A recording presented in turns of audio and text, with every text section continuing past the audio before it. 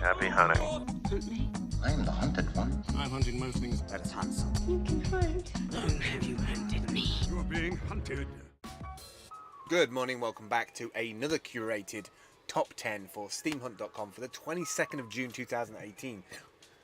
Lost my voice then. We're rapidly moving through the month. I want to get into these top 10 today. By the way, got to congratulate everybody. The top 10 today, a lot of them was actually, believe it or not, in the top 10. We're finally starting to tweak that ABVR, that ABV even, not ABVR, that's something completely different. That's like the Type R version of ABV. Anyway, let's get into today. First one today is the robotic suitcase. Why is everybody so obsessed with robotic suitcases? Are we that lazy that we can't navigate a suitcase around an airport, that we have to have one that tracks us or has all this crap in it? Big tip about these things, if you are into these things because you think it's a good idea, a lot of TSA, especially stateside, are banning these things if they have a battery that is not removable. So make sure you get one that has a removable battery, otherwise they're just not going to let you put it through. Usual stuff, robotic suitcase, yada yada yada. I mean, I can kind of understand the coolness part of it, you know, like it's your luggage and stuff. I'd rather have this as a backpack that's with me all the time for charging everything up, solar panel, everything in there for a trip, you know, like emergency kit in there, just stuff to make me a more like aware of the world citizen rather than a ego robot thing that goes like, are we just gonna have airports full of robot suitcases that are like, hello, how are you, I'm going to Miami, where are you going? I don't know, man, I don't need that in my life. Next up is Greymala. If you ever needed a reason to hire a web designer, this is it. I mean, wow. The only reason why I submitted this into the curated top 10 today is that it's an AR ruler. So I've never seen anything like this, but this just shows me where AR could potentially go to. What's cool about this is that somehow, and it's super algorithmic, that's probably why like it's a form and function design website. You can put points in and then you can work out the volumetric based on the perception, the 3R, the Z index of it, if you like. Put a point in at one end, say like a suitcase, and then put another point at the top, and then it works out the volume in sort of depth and height of those points, which is just staggering. To think that you'll be able to look at things and have like things mapped out in AR, in glasses later on in the next couple of years, that's just mind-blowing to me. Next up is Narrow, articles to audio.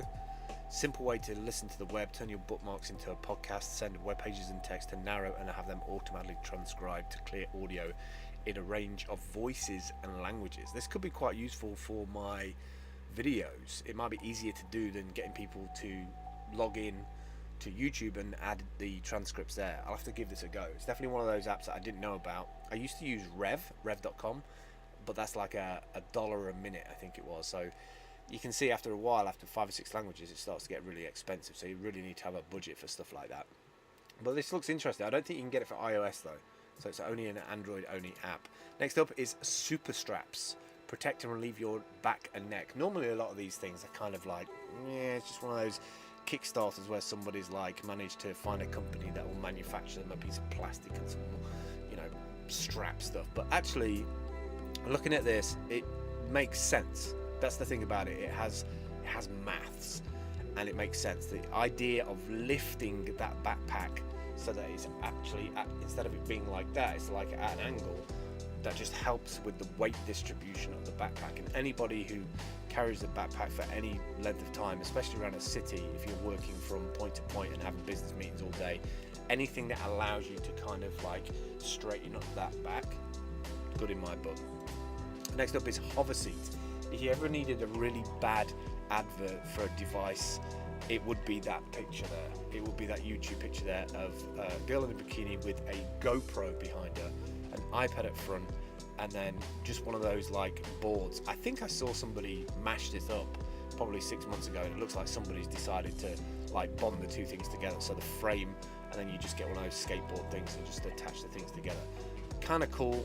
I don't know if I'm into all of this iPad and GoPro thing on the top. I'm sure there's people making channels out of it. but something like this would be kind of cool. I don't know what the distance is on those like hoverboard things is, but being able to just put your feet on it and like sit on that seat, I kind of dig it. I kind of dig it for just like in and around places. Looks like they made a good thing out of it. It's just look how fast this guy's going with a little backpack on it. Yeah. Yeah, they've done the work with the gifts and stuff. And actually, the price is not bad. You know, $79. It was $129. So obviously, they're like, we need to get this stuff out. We need to move it before summer's over. Last 5 then. This one's been around for a while, but I wanted to throw it in there because I think it's a great app and it's continually evolving. And they haven't pivoted. They've just kept on going and finding good. They've actually come up with a good way of linking in with existing campsites there. So they're making trips a bit like the Airbnb and stuff. They've probably been inspired by that. So you can pick, you know, certain road trips to go on and then just like put in the itinerary and then follow it, which I thought was kind of cool. Like there's one down here, look, this trip is 130 miles of pure lakeshore love. So, you know, just jump in the RV and off you go. These are definitely ones that you can make video content around. Like you could literally build a YouTube channel, buy a van, do a YouTube channel every single day on these guides. Next up is Curated, and this one's cool. I don't normally talk about ICOs because I think ICOs are a bit of a joke, and so many people have been ripped off with companies that have never ended up actually delivering on anything. But if this comes off, it'd be kind of nice. Decentralized cryptocurrency exchanger. I mean, we've got decentralized versions of these already. They're just not sexy enough. They just don't work as smooth and nice enough.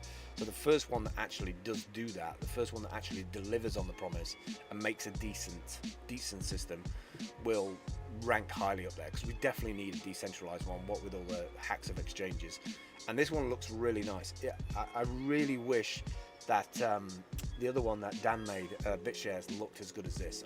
I really wish somebody would fix the UI and the look and feel of it and do demos and stuff, because I would love to use BitShares, but I just don't know how to use it all, and it will take me a good month to get my head around all the features. I don't like using things that I don't know the shortcut route to doing it, but we definitely need a decentralized exchange, because lots of them, because too many are getting hacked and it's affecting the Bitcoin price and, you know, trust in cryptocurrencies. I believe until we fix those problems, people are not going to use it en masse, at least. Last 3 today. Time Hop. Wanted to say Time Cop there. They're 2 films I've got to watch this weekend. Celebrate your best memories every day. I've been thinking of a decentralized version of this. It's spread across 3 different apps.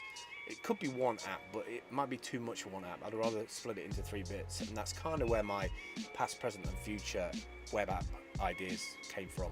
I'm still got them in my head. I haven't executed on them yet. I'm still in survival mode right now in June, July this year, but I will get around to it at some point. Time Hop's great though if you've got existing social networks and you want to pull everything together. What's nice about it is that it'll just throw up the odd notification every so often, say you did this like 4 or 5 years ago. It's kind of nice to see your social footprint of where you've been and what you've been doing. Final 2 today. I wanted to give a shout out to Meteor, because I know somebody who uses this for a very popular crypto app, and I couldn't remember which software he used, and at some point I'm going to need some kind of platform to do that development on, because it's not just going to be one app and just a bunch of files and on my personal machine. It's going to have to be open source and people contributing to it, and me learning on the go. So yeah, Meteor looks like one of the ways to do it, I think. They've really moved their platform on in the last couple of years. I mean, look, there's 508,000 unique installs and 8 upcoming events all around Meteor. I think it's a good platform to work on if you're building JavaScript apps. Finally today, I wanted to give this one a shout out. I don't normally do a product thing, especially when it's for like a kid's product and it's plasticky, but I do like this. I like it because it's smart, because it influences, it gamifies kids' tokens and those virtual gifts with exercise. And I love that, because it's kind of like, do this much exercise and you will get coins, Like, and there's one thing that my daughter will do is that she loves a contest, she loves a challenge, and she's incredibly competitive. So if she can go up against her friends to earn coins by exercising, she'll forget about the exercising and she'll just do it for the virtual coins, and then she'll have the realization that, oh, I feel a lot fitter for doing that. So this gamified influencing, this kind of influencing I'm okay with. Some of the other ones I kind of don't like, especially today when my daughter was like, look at all these things that I can get for like £69 for virtual gifts. It's like, not doing it. This I'm cool with though. That's it for today. If you don't know what the website looks like, this is the Steam Hunt website. You might have found this video on DLive or DTube. When you go through to the website, steemhunt.com, on the right hand side you can see all the links. On the left hand side they pop up when you click on them. Click on the white button, it takes you through to the hunt. If you want to fill it in your own, you can just log in with your Steam account, fill out all those details. It takes anywhere between 5-10 minutes depending on how much work you put into it. The more work you put in, the chances are you'll go higher up in the list because people will see it as a quality hunt. And that's it. Thanks for watching today. I will catch up with you soon. All the best. Where's that gone? Come back. Oh my god, I've lost it. There it is. I'll see you soon. Take care. Bye.